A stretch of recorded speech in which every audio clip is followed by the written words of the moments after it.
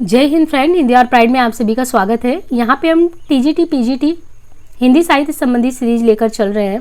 Previous में जो भी क्वेश्चन आए हैं, आपके जो भी पहले एग्ज़ाम हुए हैं, टीजीटी पीजीटी एलटी हो गया, इवन कह सकते हैं कि दिल्ली में जो डीएसएसबी एग्ज़ाम होते हैं एलटी ग्रेड का होता है, जितने भी हिंदी के मैक्सिमम आप कह सकते हैं कि इंटर लेवल के भी एग्ज़ाम जितने भी होते हैं आपको, तो हायर लेवल के लिए तो मैंने असिस्टेंट प्रोफेसर के लिए अलग ही वो करवाया हुआ है। तो यहाँ पे आपको खास करके जो मैंने ध्यान दिया इस पर, वो टीजीटी पीजीटी की पैटर्न को ही ध्यान रखा है। तो इसमें आपने देखा हिंदी साहित्य संबंधी हमने इसके प्रीवियस में कई वीडियो में आपको आदिकाल और जो है इससे पहले हिंदी साहित्य के इतिहास, और अभी भक्ति काल में चल रहा है। भक्ति काल में जो आपका जो शाखा ब्रांचेज बटा होता है ज्ञानाश्रयी, और ज्ञानाश्रयी शाखा में हमने जो है आपके कबीर संबंधी क्वेश्चन पे डिस्कशन कर लिया। और जिस तरीके से अगर हम बात करें कि हम अगर आपको भक्ति काल में अगर देखें तो जो रामाश्रयी शाखा है, तो इसके पहले हमने उस पर बात किया। आज जो हमारा टॉपिक है वो कृष्णाश्रयी शाखा है, तो हम यहाँ पे कृष्ण भक्ति काव्य पर आज डिस्कशन करने वाले हैं। तो देखिए जो पहला क्वेश्चन है यहाँ पे अगर डिस्कस करें तो सूरदास के विषय में कौन सा कथन गलत है। सूरदास जी के विषय में इसमें कौन सा कथन गलत है। सूरदास को सभी विद्वान जन्मांध मानते हैं। सूरदास श्रीनाथ मंदिर वृंदावन में कीर्तन करते थे। सूरदास वल्लभाचार्य के शिष्य थे। प्रभु हो सब पतितन को राजा, पर निंदा मुख बुरी रहो जग, यह निशान नित बाजा। पंक्तियां सूरदास द्वारा लिखित है। तो यहाँ पे जो सूरदास के विषय में कहा गया है, और इसमें से हमें ये देखना है कि इसके संदर्भ में कौन सा कथन गलत है। क्या सूरदास जो है वो सूरदास को सभी विद्वान जन्मांध ही मानते हैं कि नहीं, वो जन्म से अंधे हैं। सूरदास श्रीनाथ मंदिर वृंदावन में कीर्तन करते थे। सूरदास जो है वो वल्लभाचार्य के शिष्य थे। प्रभु हो सब पतितन को राजा, पर निंदा मुख पुरी रहो जग, यह निसीन नित बाजा। ये पंक्तियां सूरदास द्वारा लिखित हैं।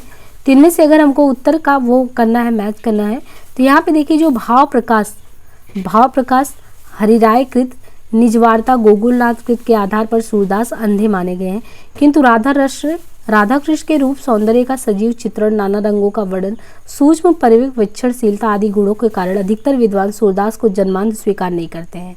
तो इसमें ये नहीं है कि जो पहला टॉपिक दिया गया था कि जितने भी हैं सब उनको जन्मांध स्वीकार ही करते हैं, ऐसा नहीं है। सूरदास को जन्मांध स्वीकार नहीं करते हैं। इसमें आप देखिए क्यों नहीं करते, क्योंकि इन्होंने जिन बारीकियों से सूक्ष्मांकन से जो है रंगों का वर्णन, सूक्ष्म वैविध्य का वर्णन ये गुणों के कारण किया है, तो उससे ये प्रतीत नहीं होता कि कोई व्यक्ति जन्मांध से यानी जन्म से अंधे होने के साथ वो इस तरीके से किसी चीज़ का वर्णन कर सकता है। तो भाव प्रकाश हरिराय कृत यानी हरिराय के द्वारा जो कृति है भाव प्रकाश, निजवार्ता जो है ये गोकुलनाथ की कृति है, इसके आधार पर सूरदास अंधे माने गए हैं कि भाव प्रकाश में निजवार्ता में हरिराय ने, भाव प्रकाश में निजवार्ता गोकुलनाथ ने, इनके आधार पे तो सूरदास अंधे माने गए। लेकिन राधा कृष्ण के रूप सौंदर्य का जो सजीव चित्रण, नाना रंगों का वर्णन, सूक्ष्म पर्यवेक्षणशीलता आदि गुण संपन्न सूरदास को सभी जन्मांध स्वीकार नहीं करते हैं। उसमें श्याम सुंदर दास ने लिखा है, श्याम सुंदर दास ने सूरदास के संदर्भ में ये लिखा है कि सूर वास्तव में जन्मांध नहीं थे, क्योंकि श्रृंगार तथा रूप रंग आदि का जो वर्णन उन्होंने किया वैसा कोई जन्मांध नहीं कर सकता। हजारी प्रसाद द्विवेदी कहते हैं कि सूर सागर के कुछ पदों में यह ध्वनि अवश्य निकलती है, यानी सूरदास के अगर बात करें तो सूर सागर के कुछ पदों में यह ध्वनि अवश्य निकलती है कि सूरदास अपने को जन्म का अंधा और कर्म का अभागी कहते हैं, पर सब समय इनके अक्षार्थ को ही प्रधान नहीं मानना चाहिए। अन्य कथन अगर देखें तो इसके संदर्भ में सही है। सूरदास किस काल के कवि थे? रिद्ध काल, आधुनिक काल, भक्ति काल, उपरोक्त में से कोई नहीं। तो सूरदास किस काल के कवि थे?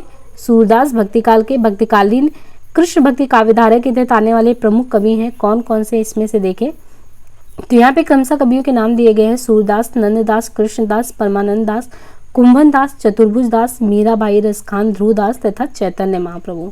तो यहाँ पे सूरदास, नंददास, कृष्णदास, परमानंद दास, कुंभन दास, चतुर्भुज दास, मीराबाई रसखान, ध्रुवदास, चैतन्य महाप्रभु, ये जितने भी लोगों का नाम हमने उल्लेखित किया वो सभी कृष्ण भक्ति काव्यधारा के तहत आने वाले प्रमुख कवि हैं। सूरदास कौन सी धारा के प्रतिनिधि कवि हैं? तो सूरदास के बारे में बात करेंगे, कौन सी धारा के प्रतिनिधि कवि हैं? कृष्ण काव्यधारा के तहत आते हैं। सूरदास ने किस कृति को नहीं लिखा है? सुर सरावली, साहित्य लहरी, सूर सागर, दोहावली। तो इसमें से सूरदास ने किस कृति को नहीं लिखा? तो यहाँ पे बात करें दोहावली। सूरदास ने दोहावली नहीं लिखा है, बल्कि ये रचना तुलसीदास की है। यानी दोहावली सूरदास ने नहीं लिखा, ये रचना तुलसीदास ने लिखी है। डॉक्टर दीनदयाल गुप्त ने सूरदास द्वारा रचित 25 पुस्तकों की रचना यानी उसकी सूचना दी है। दीनदयाल गुप्त ने सूरदास के द्वारा जो है 25 पुस्तक लिखे गए ऐसी सूचना दी है, जिनमें प्रमुख है सूर सागर, सूर सरावली, साहित्य लहरी, सूर पचीसी, सूर रामायण, सूर साठी और राधा रस के लिए। इनमें से सूरदास की कृति कौन सी है? कवितावली है, गीतावली है, गंगा लहरी है, साहित्य लहरी है। तो इनमें से सूरदास की कृति कौन सी है? तो सूरदास की कृति जो है ये साहित्य लहरी है। सूर सागर किस भाषा की कृति है? खड़ी बोली, अवधी, ब्रज भाषा, पंजाबी। तो सूर सागर किस भाषा की कृति है इनमें से? तो सूर सागर जो है ब्रज भाषा। आचार्य रामचंद्र शुक्ल प्रमाणों के अभाव में सूर सागर को ब्रज भाषा की पहली रचना मानते हैं। तो शुक्ल प्रमाण के अभाव में मानते हैं कि सूर सागर जो है वो सूर सागर को ब्रज भाषा की पहली रचना शुक्ल जी स्वयं मानते हैं। तो हमें भी बिल्कुल ध्यान रखना है कि सूरदास से जो है कौन सी रचना को, कौन सा पहली रचना को मानते हैं। इनमें से सूर की रचना कौन सी नहीं है? सूर सागर, साहित्य लहरी, सूर सरावली, रास पंचाध्यायी। इनमें से सूर की रचना कौन सी नहीं है? सूर सागर, साहित्य लहरी, सूर सरावली, रास पंचाध्यायी। तो रास पंचाध्यायी की रचना नंददास ने की है, शेष रचनाएं सूरदास की है। ये जो रास पंचाध्यायी रचना है, रास पंचाध्यायी की रचना नंददास ने की है, शेष रचनाएं सूरदास ने की है। सूरदास किस रस का कोना कोना झाँक कर आए हैं? ये क्वेश्चन बहुत ही इंपॉर्टेंट है कि सूरदास जी जो है वो किस रस का कोना कोना झाँक आए हैं। शांत रस, मैत्री रस, करुण, वात्सल्य रस।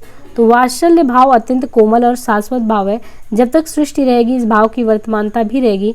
सूरदास के लिए आचार्य रामचंद्र शुक्ल ने कहा है कि वे वात्सल्य रस का कोना कोना झाँक आए हैं। सैयद इब्राहिम का कवि नाम है। तो यहाँ पे देखिए जो सैयद इब्राहिम का कवि नाम क्या है? सैयद इब्राहिम का कवि नाम है रस खान। रस खान का वास्तविक नाम जो है वो सैयद इब्राहिम था। इनकी प्रमुख रचनाएं हैं सुजगान रस खान और प्रेम वाटिका। रस खान का वृत्तांत 200 वैष्णव की वार्ता में मिलता है और उसे ये ज्ञात होता है कि लौकिक प्रेम से कृष्ण प्रेम की ओर उन्मुख हुए। इनकी प्रसिद्ध कृति प्रेम वाटिका का रचना काल जो है समय 1614 ईस्वी है। ये गोसाई विट्ठल नाथ के से थे। रस खान को सवैया चंद, यानी यहाँ पे देखिए जो रस खान है, रस खान को क्या कहा जाता है? रस खान को सवैया छंद सिद्ध माना जाता है। जितने सरस सहज प्रवाह में सवैया रस खान के हैं उतने शायद ही किसी अन्य कवि के हों। रस खान ने सूफियों का यानी जो रस खान ने सूफियों का हृदय लेकर कृष्ण की लीला पर काव्य रचे हैं। प्रेम वाटिका नामक ग्रंथ रचित है। प्रेम वाटिका जो नामक ग्रंथ है, तो प्रेम वाटिका नामक ग्रंथ रचित वो किसके द्वारा? रस खान द्वारा, नंददास द्वारा, रहीम द्वारा, मीराबाई द्वारा। तो यहाँ पे जो प्रेम वाटिका नामक ग्रंथ रचा गया है ये रचा गया है रस खान द्वारा। भक्ति काल की किस कवि को जड़िया विशेषण से विभूषित किया गया है? तो जड़िया किसको कहा जाता है? नंददास को जड़िया कहा जाता है। नंददास 16वीं सदी के अंतिम चरण के कवि थे। ये भक्तिकालीन कृष्ण भक्ति काव्य धारा के थे। ये हिंदी के अष्टछाप के प्रमुख कवियों में सूरदास के बाद सबसे अधिक प्रसिद्ध हुए। यानी एक तो सूरदास प्रसिद्धि प्राप्त व्यक्ति हैं अष्टछाप में, और अष्टछाप में अगर सूरदास के बाद किसी का नाम आता है तो वो नाम आता है नंददास का। इनके काव्य के विषय में ये उक्ति प्रसिद्ध है, और कभी गढ़िया नंददास जड़िया। तो ये उक्ति आता है कि और कभी गढ़िया नंददास जड़िया कहा गया। इससे ये प्रकट होता है कि इनके काव्य का कला पक्ष महत्वपूर्ण है। इनकी रचना बड़ी सरस और मधुर है। इनकी सबसे प्रसिद्ध पुस्तक रास पंचाध्यायी है। रास पंचाध्यायी जो रोला छंद में लिखा गया है। नंददास की अन्य प्रमुख रचनाओं की बात करें तो भागवत दशम स्कंद, रुक्मणी मंगल, सिद्धांत पंचाध्यायी, रूप मंजरी, मान मंजरी। तो ये जितनी भी पुस्तकों का नाम हम उल्लेखित कर रहे हैं ये बहुत ही इंपॉर्टेंट है सारे। अब यहाँ पे देखिए जो नंददास की रचनाएं हैं उसमें भगवत दशम स्कंद, रुक्मणी मंगल, सिद्धांत पंचाध्यायी, रूप मंजरी, मान मंजरी, विरह मंजरी, दान लीला, मान लीला, सुदामा चरित, भंवर गीत आदि। अन्य महत्वपूर्ण तथ्यों में बात करें तो जो अनेकार्थ मंजरी है, अनेकार्थ मंजरी एक प्रकार का पर्याय कोश ग्रंथ है। अनेकार्थ मंजरी एक प्रकार का पर्याय कोश ग्रंथ है। मान मंजरी में भी अमरकोश के आधार पर शब्दों के पर्यायवाची ही लिखे गए हैं। रूप मंजरी नंददास का लघु आख्यान है। तो जो रूप मंजरी है वो नंददास का लघु आख्यान है। अनेकार्थ मंजरी एक प्रकार का पर्याय कोश ग्रंथ है। मान मंजरी में भी अमरकोश के आधार पर शब्दों के पर्यायवाची ही लिखे गए हैं। रूप मंजरी नंददास का लघु आख्यान काव्य है। भंवर गीत का मूल उद्देश्य निर्गुण निराकार ब्रह्म की उपासना का खंडन करते हुए सगुण साकार कृष्ण की भक्ति की स्थापना करना है। सिद्धांत पंचाध्यायी कृष्ण की रास लीला से संबंधित रचना है।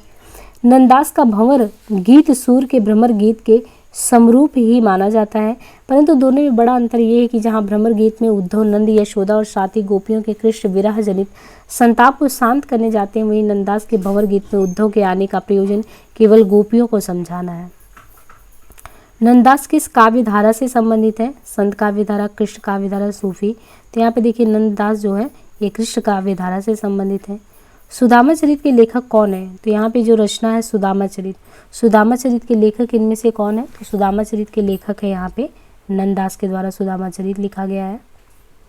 भ्रमर गीत परंपरा में भंवर गीत की रचना। तो एक हम भ्रमर गीत पढ़ते हैं, तो जो भ्रमर गीत बहुत ही ज़्यादा प्रसिद्ध है वो सूरदास जी का, लेकिन यहाँ पे भंवर गीत जब भी आए भ्रमर गीत की जगह पे भंवर गीत, तो भंवर गीत को ध्यान रखिए, भंवर गीत ये नंददास जी का है।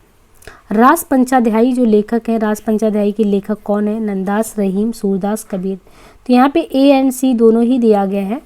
रास पंचाध्यायी के लिए नंददास का नाम भी दिया गया और रहीम का दिया गया है। जो रास पंचाध्यायी है इसकी रचना इसी नाम से रहीम ने भी एक काव्य की रचना की है। तो यहाँ पे एक देखिए रास पंचाध्यायी नाम से नंददास का तो है ही, लेकिन उसी नाम से रहीम ने भी एक रचना की, इसीलिए ANC या TGT में 2003 में आया है। तो इस प्रकार के भी प्रश्न बन सकते हैं कि एक ही रचना का नाम हो और रचना का नाम रास पंचाध्यायी है, लेकिन अलग अलग लेखकों ने उसी नाम से अलग अलग रचनाएं की हैं, तो आप इसमें सिर्फ एक लोग का नाम नहीं टिक कर सकते। और हो सकता है आपको एक ही पता हो तो आप यही नंददास को टिक करते, तो ये आपको फंसाने के लिए इस प्रकार के प्रश्न देते हैं यहाँ पे। तो यहाँ पे रास पंचाध्यायी के लेखक नंददास भी हैं, रहीम भी हैं और इसने ANC दिया है, तो बिल्कुल ध्यान दीजिए इस क्वेश्चन को। मीराबाई का मलार किसकी कृति है? कृति का नाम है मीराबाई का मलार। मीराबाई का मलार ये किसकी कृति है? मीराबाई, चित्त स्वामी, नंददास, गोविंद स्वामी। मीराबाई का जो मलार है ये मीराबाई की ही कृति है और भक्तिकालीन साहित्य में मीराबाई ने कुल 4 ग्रंथों की रचना की थी। अब देखिए इनका जो इम्पोर्टेंट रचना है मीराबाई का, नरसी का मायरा, गीत गोविंद टीका, राग गोविंद सोरठा। तो अभी हमने मीराबाई का मलार पढ़ा, ये खुद का इनका है। इनके अलावा इनका नरसी का मायरा और गीत गोविंद टीका, राग गोविंद और राग सोरठा। एक राग गोविंद है, एक राग सोरठा है, नरसी का मायरा है, गीत गोविंद टीका है। इसके अलावा उनने गीतों का संकलन भी किया, मीराबाई की पदावली नामक ग्रंथ में किया गया, जिसमें प्रमुख खंड है नरसी जी का मायरा, मीराबाई, मलार या मलार राग, गरबा गीत या मीरा की गरबी, रुक्मणी मंगल, नरसिंह मेहता की हुंडी, चरित आदि। तो यहाँ पे प्रमुख खंड में नरसिंह जी का मायरा, मीराबाई, मलार या मलार रूप, गरबा गीता या मीरा की गरबी, रुक्मणी मंगल, नरसिंह मेहता की हुंडी। अनुमादपुर तत्व में देखें मीराबाई जो है रविदास या रैदास की शिष्या थी। तो मीराबाई किसकी शिष्या थी? रविदास या रैदास की। मीराबाई ने चित्तौड़गढ़ में रविदास छतरी का निर्माण भी कराया। तो एक तो मीराबाई रविदास रैदास की शिष्या थी, दूसरा मीराबाई ने चित्तौड़गढ़ में रविदास छतरी का निर्माण कराया। यहाँ पे देखिए क्वेश्चन पूछ भी लिया है कि मीराबाई के गुरु कौन थे नवोदय विद्यालय प्रवक्ता परीक्षा में, कि मीराबाई के गुरु इनमें से कौन है? तो अभी हमने देखा मीराबाई के गुरु रैदास है। इनमें से पुष्टि मार्ग के कवि कौन है? सूर, जायसी, कबीर, तुलसी। इनमें से अगर बात करें पुष्टि मार्ग के कवि कौन है, तो पुष्टि मार्ग के कवि सूरदास है। यहाँ पे वल्लभाचार्य ने ब्रजमंडल में जिस कृष्ण भक्ति को प्रतिष्ठित किया, देखिए प्रतिष्ठित करने वाले कौन थे? तो प्रतिष्ठित करने वाले हैं वल्लभाचार्य। एक हम वल्लभाचार्य पढ़ेंगे और इनके पुत्र होते हैं विट्ठलनाथ, है ना। तो यहाँ पे वल्लभाचार्य ने ब्रजमंडल में जिस कृष्ण भक्ति को प्रतिष्ठित किया उसका दार्शनिक आधार था शुद्ध अद्वैत दर्शन, शुद्ध अद्वैत। तो वल्लभाचार्य ने ब्रजमंडल में, ये पूछा जाता है ना कि किसका दर्शन कौन सा है, जैसे हमने विशिष्टाद्वैतवाद के बारे में बताया कि वो राम जी विशिष्ट हैं, तो रामानुजाचार्य से आप विशिष्टाद्वैत याद रखो। यहाँ पे वल्लभाचार्य ने ब्रजमंडल में जिस कृष्ण भक्ति को प्रतिष्ठित किया उसका दार्शनिक आधार शुद्धाद्वैतवाद दर्शन है। साधना और व्यवहार क्षेत्र में शुद्धाद्वैत दर्शन के साथ जिस भक्ति को स्थान दिया गया उसका आधार उन्होंने पुष्टि मार्ग को बनाया। भगवान के अनुग्रह या कृपा, देखिए पुष्टि का क्या मतलब होता है कि आप पे भगवान की कृपा या अनुग्रह, उसी का नाम है पुष्टि, उसी का पोषण करना, यानी आप पे कृपा करना, आपको पोषित करना, यही पुष्टि है। और इसी पुष्टि पर पुष्टि मार्ग की भक्ति पद्धति अवलंबित है, आधारित है। वल्लभाचार्य के अनुसार पुष्टि मार्ग ही सर्वश्रेष्ठ मार्ग है। उन्होंने भक्तों के लिए 4 भेद किए हैं कि जो भक्ति आपको करनी है उसमें आप प्रवाही पुष्ट हो सकते हैं, मर्यादा पुष्टि हो सकते हैं, पुष्टि पुष्ट हो सकते हैं तथा शुद्ध पुष्ट हो सकते हैं।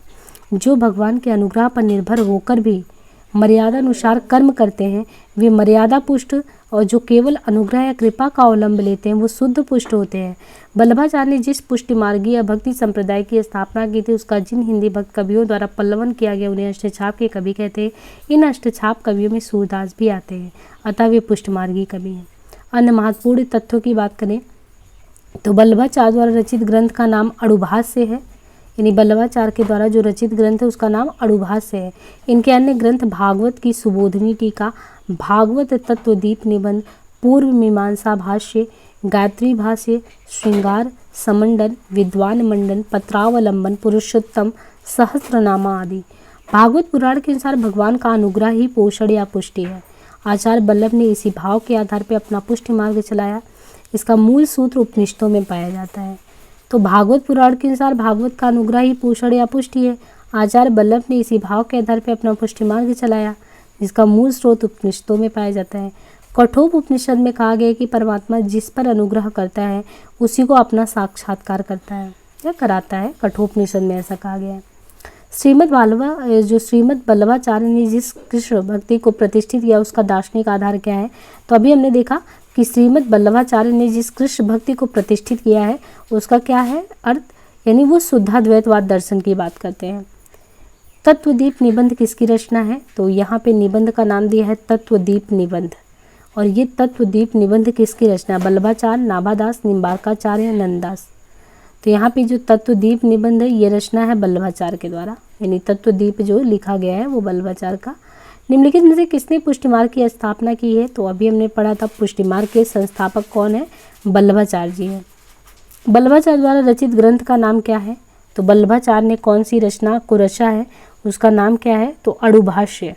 अड़ुभाष्य के टीजीटी में आया हुआ है। वल्लभाचार्य द्वारा रचित ग्रंथ का नाम इन तीनों सिद्धांत संग्रह, महाभाष्य, अध्यात्म रामायण, अड़ुभाष्य में से कौन सा है, तो अड़ुभाष्य है। कृष्ण काव्यधारा के प्रवर्तक कौन है, तो जो कृष्ण काव्यधारा प्रवर्तन में आया, तो कृष्ण काव्यधारा के प्रवर्तक कौन है, इनमें से कृष्ण काव्यधारा के प्रवर्तक जो है वो स्वामी वल्लभाचार्य हैं। इनमें से कृष्ण भक्त कवि कौन से नहीं हैं, सूरदास, कृष्णदास, रसखान, तुलसीदास। इनमें से कृष्ण भक्त कवि कौन से नहीं है, सूरदास, कृष्णदास, रसखान, तुलसीदास। तो स्वाभाविक सी बात है, तुलसीदास को हमने राम भक्ति शाखा में पढ़ा है तो वो तुलसीदास जी कृष्ण भक्त कवि में नहीं आते। बाकी सूरदास हो, रसखान हो, कृष्णदास हो, ये सभी कृष्ण भक्त कवि हैं, जबकि तुलसीदास जो है वो राम भक्त कवि है। कई चिंतन एवं कला धाराओं का योगदान मिलता है कृष्ण भक्ति धारा में, भारतेंदु योगीन धारा में, रीति काव्य धारा में, प्रेम मार्गी धारा में। तो कई चिंतन एवं कला धाराओं का योगदान मिलता है, वो हमें कहाँ पे मिलता है, तो कई चिंतन और कला धाराओं का योगदान कृष्ण भक्ति धारा में मिलता है। वल्लभ संप्रदाय जो है वल्लभाचार्य के द्वारा, निम्बार्क संप्रदाय निम्बार्काचार्य, राधा वल्लभ संप्रदाय हित हरिवंश। तो इसमें जो संप्रदाय हैं और संप्रदाय के प्रवर्तक है उनका नाम पूछा जाता है। तो यहाँ पे जैसे वल्लभ का तो पता चल जाएगा कि वल्लभाचार्य है, निम्बार्क से निम्बार्काचार्य, परंतु यहाँ पे हित हरिवंश का है राधा वल्लभ संप्रदाय। तो यहाँ पे ये संप्रदायकर्ता का नाम ध्यान रखना पड़ेगा। हित हरिवंश के द्वारा जो है ये राधा वल्लभ संप्रदाय है। हरिदासी संप्रदाय स्वामी हरिदास के द्वारा है, जिसे सखी संप्रदाय के नाम से। तो ये क्वेश्चन इस प्रकार आता है कि किसे हम सखी संप्रदाय कहते हैं, तो सखी संप्रदाय जो हरिदासी संप्रदाय को सखी संप्रदाय कहा जाता है और ये स्वामी हरिदास के द्वारा आता है। गौड़ीय संप्रदाय जो है ये चैतन्य महाप्रभु चैतन्य संप्रदाय के तहत आता है। रुद्र संप्रदाय की स्थापना किसने की है, रुद्र स्वामी विष्णु स्वामी श्री स्वामी निम्बार्काचार्य। रुद्र संप्रदाय जो है, रुद्र संप्रदाय की स्थापना विष्णु स्वामी ने की है। रुद्र संप्रदाय की स्थापना विष्णु स्वामी ने किया था, जबकि वास्तव में रुद्र संप्रदाय वल्लभाचार्य के प्रवर्तित संप्रदाय के रूप में जीवित है। तो स्पेशली ये क्वेश्चन कि रुद्र जो है ये रुद्र बेसिकली ये विष्णु स्वामी के द्वारा संस्थापित किया गया है, इसलिए रुद्र संप्रदाय के संस्थापक। और ये भी कहा गया कि ये वल्लभाचार्य के ही प्रवर्तित संप्रदाय के रूप में जीवित है, इसलिए रुद्र संप्रदाय का संस्थापक वल्लभाचार्य को भी मानते हैं। लेकिन जब भी कभी ऑप्शन में आए तो देखिए इस तरीके से तो वल्लभाचार्य का तो ऑप्शन आया नहीं है, तो ये विष्णु स्वामी ही लगाएंगे और रुद्र जो संप्रदाय है। राधा वल्लभ संप्रदाय, तो अभी हमने बात किया था राधा वल्लभ संप्रदाय को भी सखी संप्रदाय भी कहते हैं और इसके जो संस्थापकों में है हित हरिवंश आते हैं। राधा वल्लभ संप्रदाय का प्रवर्तन हित हरिवंश ने किया था। इनको कृष्ण का वंशी अवतार, कृष्ण की वंशी का अवतार भी कहते हैं। हित हरिवंश को कृष्ण की वंशी का अवतार भी कहते हैं। ये राधा को स्वतंत्र अधिष्ठात्री देवी मानते हैं। देखिए लगता भी राधा वल्लभ तो यहाँ पे कृष्ण से ज़्यादा आप देखिए कि राधा को केंद्र में रखा गया है और राधा को स्वतंत्र अधिष्ठात्री देवी मानते हैं, जबकि वल्लभाचार्य जो हैं, वल्लभाचार्य रूत संप्रदाय, माधवाचार्य का द्वैतवाद ब्रह्म संप्रदाय के प्रवर्तक है।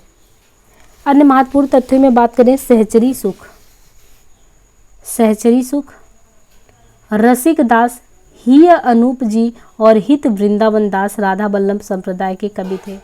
राधा वल्लभ संप्रदाय के कवि का नाम है सहचरी सुख, रसिक दास, ही हनूप जी, हित वृंदावन। सहचरी सुख ने रंगमाल, रसिक दास ने चूड़ामणि ही, यानी जो सहचरी सुख है उसमें रंगमाल, रसिक दास ने चूड़ामणि ही, अनूप जी ने मधुर विलास तथा हित वृंदावन दास ने फुटकल कविताओं की रचना किया है। कृष्ण के साथ राधा की महानता किस संप्रदाय की विशेषता है, यानी कृष्ण के साथ ही राधा को भी महानता दी गई, ये किस संप्रदाय की विशेषता है? तो यहाँ पे दिया है सनकादि।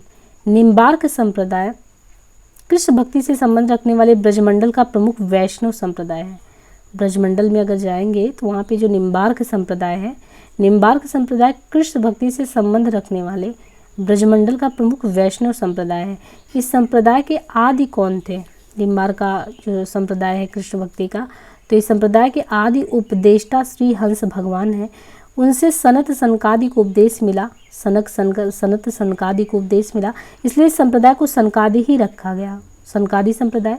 नारद मुनि ने इस उपदेश को ग्रहण कर इसे आचार्य निम्बार्क को दिया। इस संप्रदाय में ईश्वर को सगुण अवतारी श्री कृष्ण के रूप में माना जाता है। कृष्ण भक्ति में राधा कृष्ण का युगल भाव स्वीकृत है। वाम भाग में, यानी जो बाया भाग है, उसमें वृष भानुजा राधा के साथ विराजमान श्री कृष्ण ही उपास्य हैं। कृष्ण लीला अवतारी है, अतः श्री तथा लक्ष्मी दोनों रूप में कृष्ण के साथ प्रकट होती है।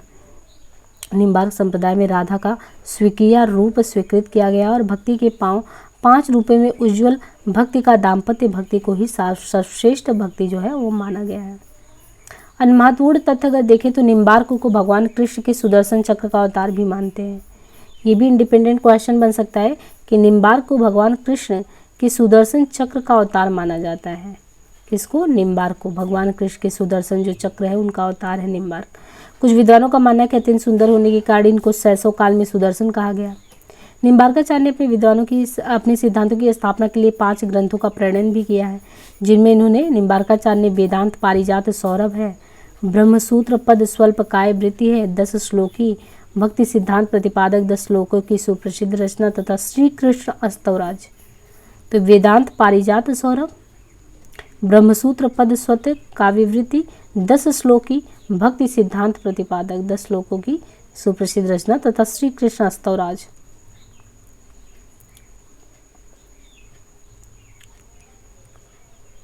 मंत्र रहस्य कोटसी और प्रपन्न कल्पावली इनकी अन्य कृतियां भी है। वेदांत परिजात सौरभ, ब्रह्मसूत्र पद स्वल्प काय वृत्ति, 10 श्लोकी भक्ति सिद्धांत प्रतिपादक श्री कृष्ण अस्तवराज, मंत्र रहस्य कोटसी और प्रपन्न कल्पावली इनकी अन्य कृतियां हैं। निम्बार्क का दार्शनिक सिद्धांत द्वैतवाद है। तो यहाँ पे ये पूछा जाता है, अभी जैसे हमने इसके पहले देखा तो वहाँ पे शुद्धा द्वैत देखा, तो यहाँ पे जो निम्बार्क का है, निम्बार्क का द्वैता अद्वैत, यानी द्वैत प्लस अद्वैत, तो द्वैता अद्वैत। निम्नलिखित में से कौन श्री कृष्ण भक्ति का संप्रदाय नहीं है? तत्सुखी संप्रदाय, गौड़ी संप्रदाय, हरिदासी, श्री वल्लभ संप्रदाय। तो जो तत्सुखी संप्रदाय वो नहीं है। श्री वल्लभ संप्रदाय कृष्ण भक्ति का संप्रदाय है, श्री वल्लभ है, गौड़ी संप्रदाय, हरिदासी, सरिद और तत्सुखी नहीं है।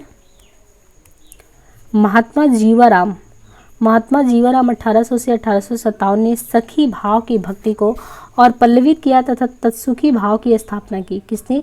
महात्मा जीवाराम ने सखी भाव की भक्ति को और पल्लवित किया तथा तत्सुखी भाव की स्थापना की। इस संप्रदाय के भक्त स्वयं स्त्री वेश धारण कर राम की उपासना करते थे। देखिए, राम की उपासना करते थे और सीता को सपत्नी मानते थे। शेष संप्रदाय जो है वो कृष्ण भक्ति संप्रदाय के हैं। 84 वैष्णवों की वार्ता का संबंध किस संप्रदाय से है? सखी संप्रदाय, श्री संप्रदाय, रामानुजा संप्रदाय, वल्लभ संप्रदाय। तो 84 वैष्णवों की वार्ता का संबंध जो है, जो 84 वैष्णवों की वार्ता का संबंध वल्लभ संप्रदाय से है, जबकि सखी संप्रदाय राधा कृष्ण की युगल उपासना, रामानुज संप्रदाय विशिष्टाद्वैत के तहत वैष्णव धर्म और श्री संप्रदाय महालक्ष्मी की उपासना। तो 84 वैष्णव की वार्ता का संबंध ये वल्लभ संप्रदाय से और सखी संप्रदाय राधा कृष्ण की युगल उपासना, रामानुज विशिष्टाद्वैतवाद। वैष्णव धर्म, स्त्री संप्रदाय, महालक्ष्मी की उपासना। अष्टयाम नामक पुस्तक में किसकी दिनचर्या के बारे में है? तो अष्टयाम बेसिकली ये कृष्ण से संबंधित जो है ये रचना है, अष्टयाम उन्हीं से संबंधित है। अष्टयाम जो है नामक पुस्तक में कृष्ण की दिनचर्या का वर्णन है। मध्यकालीन गौड़ीय, वैष्णव और हितवंशी कृष्ण उपासक ने राधा कृष्ण के अष्टयाम को ही अपना बड़े विषय बनाया। राधा कृष्ण की क्रीड़ा का अखंड स्मरण भावन रागानुराग भक्ति का मूल तत्व है।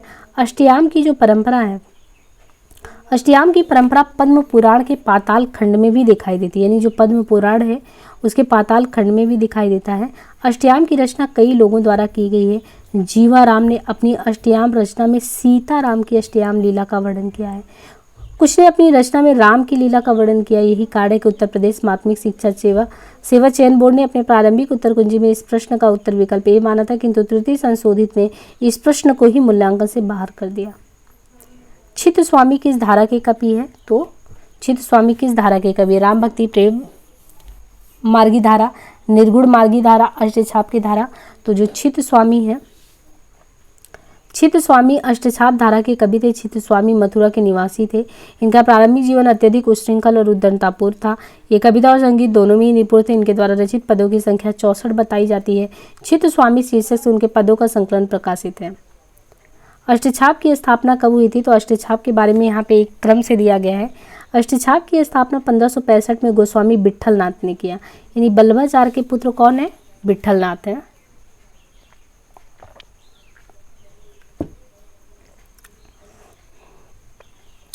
ये जो अष्टछाप है, अष्टछाप की स्थापना 1565 में गोस्वामी विट्ठलनाथ ने की। इन आठ भक्त कवियों में बल्लभाचार्य के कितने शिष्य हैं? 4, जिनमें सूरदास, कुंभनदास, परमानंद दास और कृष्णदास। तो दास में सूर भी है, कुंभन है, परमानंद है, कृष्णदास है। ये 4 बल्लभाचार्य के हो गए। 1565 में गोस्वामी विट्ठलनाथ ने स्थापित किया। गोस्वामी विट्ठलनाथ यानी बल्लभाचार्य के पुत्र जो थे उनके भी 4 शिष्य थे, जिनमें स्वामी हैं, गोविंद स्वामी है, चित्त स्वामी। तो 2 स्वामी हो गए, एक चतुर्भुज हो गए और खुद नंददास। तो नंददास जो है ये किसके शिष्य में आते हैं? विट्ठलनाथ के। तो इसको बिल्कुल अलग अलग ध्यान रखना है आपको कि बल्लभाचार्य के कितने शिष्य हैं और विट्ठलनाथ के, क्योंकि ये ऑप्शन में मिलाने के लिए आता है और फिर कन्फ्यूजन क्रिएट होता है। तो आप ध्यान रखिए, 2 स्वामी, गोविंद स्वामी और चित्त स्वामी और चतुर्भुज और नंददास, ये सब विट्ठल के आते हैं। बाकी जितने सूरदास है, कुंभन है, परमानंद और कृष्णदास जो हैं ये बल्लभाचार्य के हैं। ये 8 भक्त जो थे ये श्रीनाथ जी की नित्य लीला में अंतरंग सखा के रूप में सदैव उनके साथ साथ रहते थे। इसी मान्यता के आधार पर इन्हें अष्टसखा कहते हैं। बल्लभ संप्रदाय में सेवा विधि का बहुत ही सांगोपांग वर्णन है। और अष्टयाम की सेवा, अष्टयाम मतलब कि 8 पहर की जो सेवा में मंगलाचरण, फिर श्रृंगार कराना, फिर ग्वाल है, फिर राजयोग है, उत्थापन है, भोग है, संध्या आरती है और शयन। तो जैसे कृष्ण जी के ही बारे में कि कैसे पहले उनका मंगलाचरण करना है, शुरुआत यानी सुबह से जो होना है, पहले उनका मंगलाचरण, फिर उनका श्रृंगार करना होता है, फिर ग्वाले है ना, तो ग्वाले, फिर राजयोग है, फिर उत्थापन है, फिर भोग लगाना उनको, फिर संध्या आरती और शयन होता है। और इस संप्रदाय में बड़े समारोह से स्वीकार किया गया है। अष्टछाप की स्थापना 1565 ईस्वी में किसने की थी? तो अभी हमने देखा था विट्ठलनाथ ने की थी। तो ये क्वेश्चन आया हुआ है। अष्टछाप की स्थापना किसने की? वही क्वेश्चन, विट्ठलनाथ ने। संस्थापक कौन है? विट्ठलनाथ है। अष्टछाप की स्थापना का श्रेय किस आचार्य को? विट्ठलनाथ को है। अष्टछाप के संस्थापक कौन है? तो विट्ठलनाथ। देखिए वही क्वेश्चन कितनी बार रिपीट हुआ है ना, तो इसलिए थोड़ा फास्ट इसको कर दे रहे हैं। अष्टछाप में कौन सुमेलित नहीं? अब यहाँ पे देखिए अष्टछाप में इसमें से पहचाना आपको कौन सुमेलित नहीं। तो हमने बल्लभाचार्य के 4 शिष्यों की बात की थी, विट्ठलनाथ के। और विट्ठल में हमने आपको कहा था कि गोविंद और चित्त जो 2 स्वामी हैं, एक खुद चतुर्भुज दास है, एक नंददास है। अब यहाँ पे देखिए केशवदास ये रीतिकालीन कवि, तो ये नहीं है। सूरदास किसके शिष्य थे? तो सूरदास किसके शिष्य थे? बल्लभाचार्य के शिष्य थे, है ना। नीचे दिए गए नामों में से कौन से कवि बल्लभाचार्य के शिष्य नहीं है? तो देखिए यहाँ पे विट्ठलनाथ और बल्लभाचार्य के शिष्य को आपको पहचानना है। तो आराम से इसको पहचानने में आपको देखिए हमने सुविधा के लिए आपको बताया था कि 2 स्वामी जो है, स्वामी चित्त स्वामी हो गए और चित्त स्वामी के अलावा एक गोविंद स्वामी और चतुर्भुज दास और नंददास, ये चारों विट्ठलनाथ के हैं। आपको बल्लभाचार्य के शिष्य नहीं है ये पहचानना ना, तो इसमें से कौन हो जाएगा? चतुर्भुज दास नहीं होंगे। निम्न में से कौन विट्ठलनाथ का शिष्य था? तो इसमें से विट्ठलनाथ के कौन शिष्य थे? कौन से से था? चतुर्भुज दास। इनमें से एक कवि अष्टछाप में नहीं है, तो कौन से नहीं है? गोविंद दास नहीं है। अष्टछाप के प्रमुख कवि नंददास किसके शिष्य थे? तो नंददास विट्ठलनाथ के थे। अष्टछाप के प्रमुख कवि नंददास किसके शिष्य थे? तो नंददास के बारे में अभी हमने बात किया था, विट्ठलनाथ के। वल्लभाचार्य के शिष्य इनमें से कौन नहीं है? तो चतुर्भुज दास। तो वही हमने बताना कि एक आइडिया आपको लगे कि प्रश्न इसी तरीके से आता है और हमको बिल्कुल रटना भी है, समझना भी है, तो यही।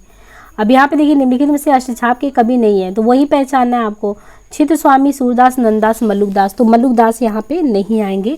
मल्लुकदास जो है वो अष्टछाप के कवि में नहीं है, बल्कि ये भक्ति काल के ज्ञानाश्रयी जो शाखा है उसके कवि थे। इनका जन्म मल्लुकदास का कौशाम्बी के कड़ा ग्राम में हुआ। इन्होंने ज्ञान बोध, इनकी रचना जो है मल्लुकदास की ज्ञान बोध है, रतन खान है, भक्ति विवेक है, और इनकी काव्य जो है ध्रुव चरित भी प्रसिद्ध है। इनकी रचना दोहा चौपाइयों में तथा भाषा अवधि में है। निम्नलिखित में से अष्टछाप के तहत ना पढ़ने वाले, यानी निम्नलिखित में से अष्टछाप के अंतर्गत ना पढ़ने वाले कवि का नाम क्या है? तो सुंदरदास। मोहम्मददास, नंददास, सुंदरदास, परमानंद में कौन से हैं जो कवि का नाम जो है अष्टछाप के तहत नहीं पढ़ता? तो सुंदरदास। सुंदरदास के बारे में बात करें तो सुंदरदास अष्टछाप के कवि नहीं है।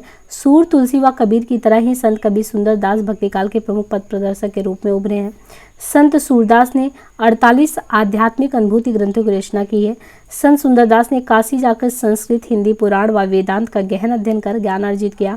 भक्ति काल के संत कवियों के मुकाबले संत सुंदरदास सर्वाधिक ज्ञानी, शिक्षित व भाषा साहित्य के प्रकांड पंडित थे। संत सुंदरदास द्वारा रचित ग्रंथों में ज्ञान समुद्र एवं सुंदर विलास लोकप्रिय ग्रंथ है। ज्ञान समुद्र सुंदरदास का सर्वोत्कृष्ट ग्रंथ है। निम्नलिखित में से कौन सा कवि अष्टछाप का कवि नहीं है? वापस से आपको वही चीज पहचानना है कि कौन सा कवि जो है अष्टछाप का कवि नहीं है। चित्त स्वामी, नंददास, परमानंद दास सभी हैं। हरिव्यास दास नहीं है।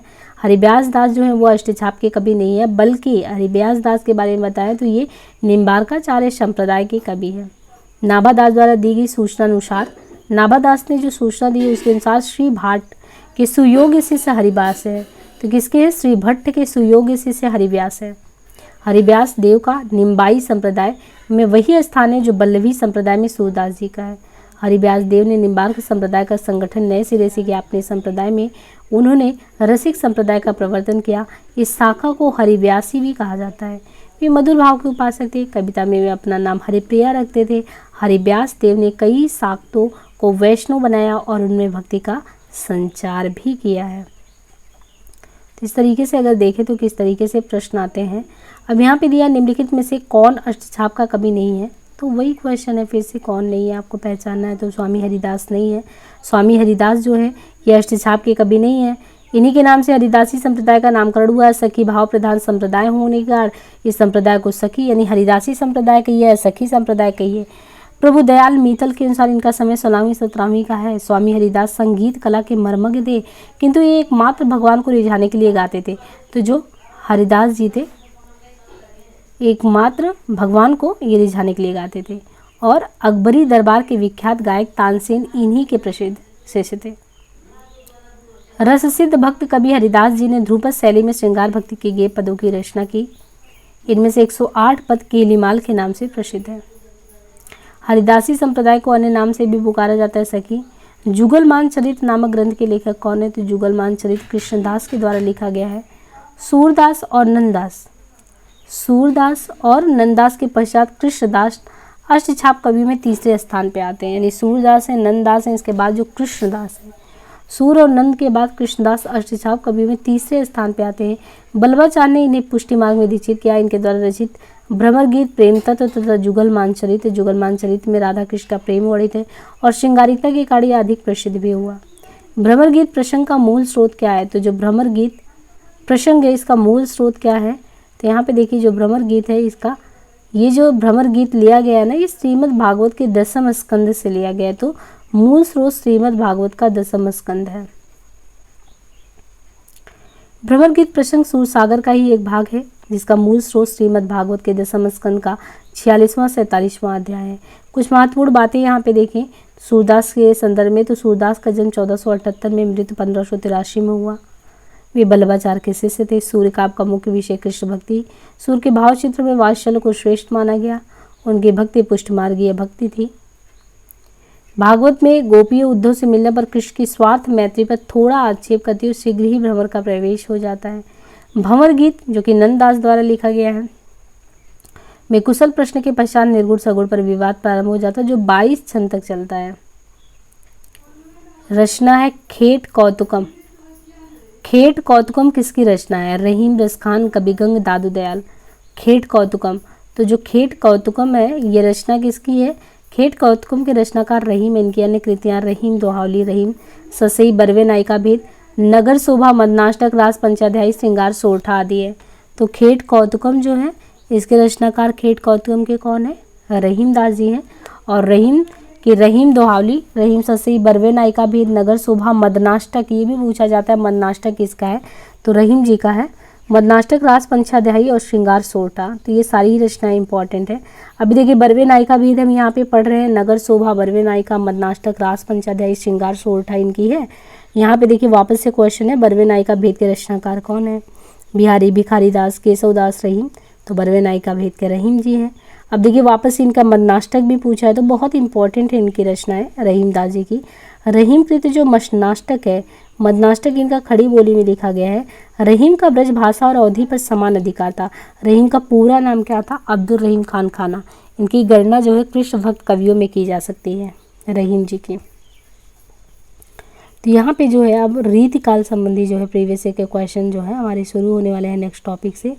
तो उम्मीद है कि आपको ये सेशन बहुत ही यूजफुल लग रहा होगा, है ना। खासकर जिनको भी अपीयर होना है आगामी एग्ज़ाम में, तो बहुत ही तन्मयता के साथ आप चीज़ों को याद तो कर ही रहे होंगे, परंतु जो प्रीवियस ईयर के क्वेश्चन अगर आपके दिमाग पे बिल्कुल छाए हुए हैं तो इससे आपको बहुत ही आसानी होगी चीज़ों को कंठस्थ करने में।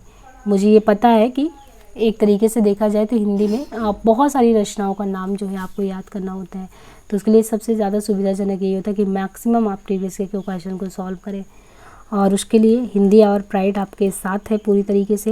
हिंदी आवर प्राइड का टेलीग्राम ग्रुप है, डिस्क्रिप्शन में लिंक प्रोवाइड किया गया, वहाँ से आप उससे ज़रूर जुड़िए ताकि आपको समय समय पर जो भी नोटिफिकेशन हो वो सूचना आपको मिलती रहे। सो आज के लिए इतना ही, धन्यवाद।